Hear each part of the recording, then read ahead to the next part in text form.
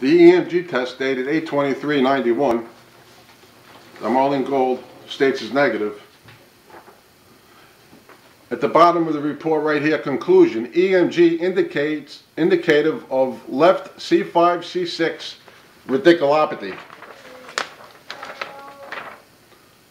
This is the August 23rd, 1991. Marlene Gold says on the record that the test is negative. The page before that I was just reading,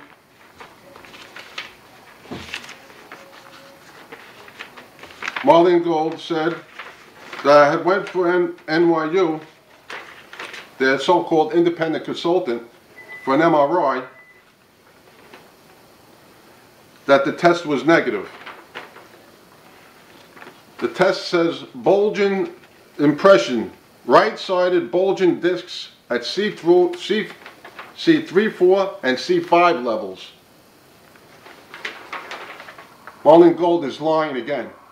The medical records do not show negative. This ain't it.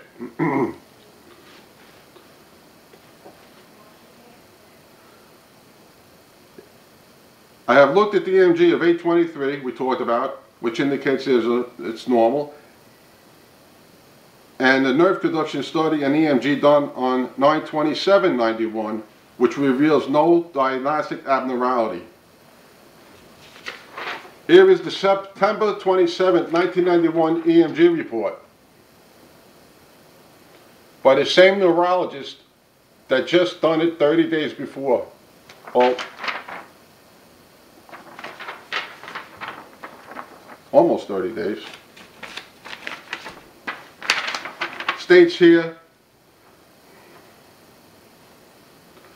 he had an MRI of October 89 that showed a lap-sided C3, C4 central C5, C6 disc protrusion, C3, C4 central disc protrusion. There was a repeated MRI July 31st, 1991, and it revealed disc herniations at C3, C4, C4, C5, and C5, C6. That MRI also was held back by Mary O'Sullivan, one people I never read. I performed an EMG on him on August 23rd, 1991, which we read already, and I noted fibrations in the left biceps, deltoid, and C5, C6 paraspinal muscles. This is indicative of left C5, C6 radiculopathy. I feel that these abnormalities are related to his injury sustained on August 14, 1989, and I believe that this will preclude him from returning to his usual occupation or his usual activities of daily living.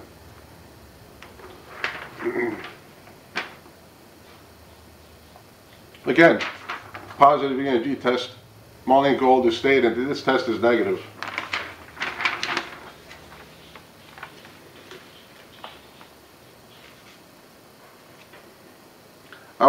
Marlene Gold goes on to say, I would say that it is my belief that the 1B board has extensively reviewed this case,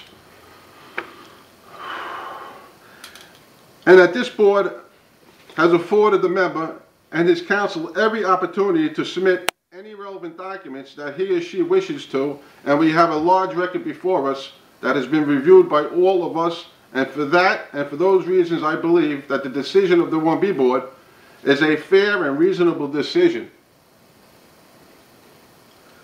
based on the facts before them, and I move to retire the member on ordinary disability.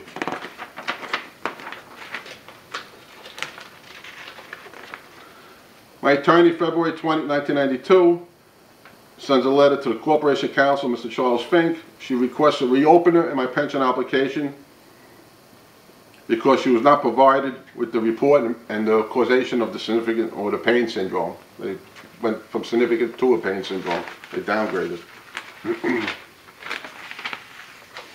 On July 27, 1992, I was officially retired.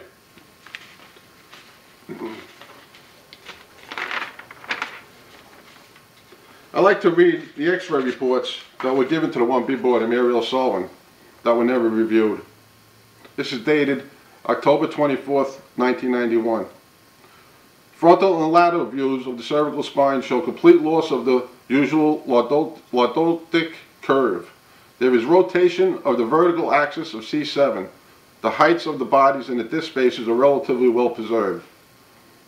Impression: abnormal curvature in both sagittal and axial vills consistent with post-traumatic symptometric muscle spasm.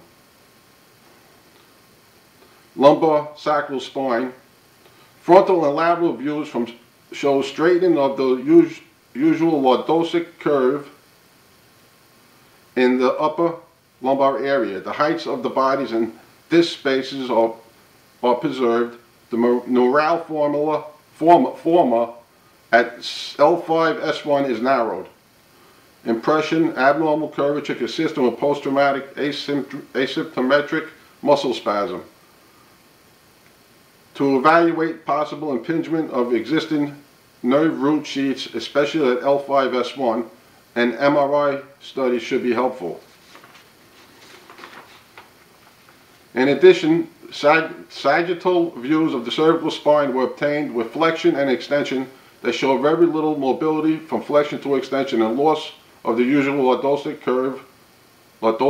In addition, there is rotational displacement of C3, C4 consistent with subluxation. These changes, which are demonstrated on the films, are consistent with post-traumatic asymmetric muscle spasm of recent origin, also held back from the pension board. Here's the August 30th, 1991 MRI. This was done 14 days before they sent me out for NYU. My third MRI, which was positive, but they had to send me to their impartial consultant. The MRI scan, this is August 30, 1991, by Dr. Sprecher, the fire department doctor, who is he's a radiologist who reads MRIs. The MRI scan, which was obtained at Brooklyn Magnetic Renaissance Imaging on July 31st, 91, was reviewed and compared with the prior MRI scan of October 25th, 1989. The previously described C3, C4, and C5, C6 cervical disc herniations are again identified and have not changed since the prior MRI scan. C4, C5, however, now shows a new focal area of cervical disc herniation, which was not visualized on the prior MRI scan of October 25th, 1989. No evidence for any bony abnormalities are seen, no bony stenosis identified. There is again noted to be loss of the normal cervical lordosis seen consistent with muscle spasm. The disc herniations appear to be central and to the left. The one just the week before says, the NYU that Mary Sullivan sent me out for, says the two bulging discs appear, they not appear, they are to the right-sided bulging discs. I don't know what MRI film that they were mixing me up with or what they changed, but it's on the opposite side they have.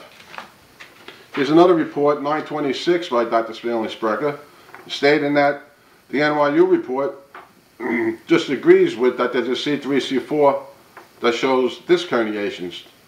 They use the term bulge, which equals a herniated disc or protruding disc.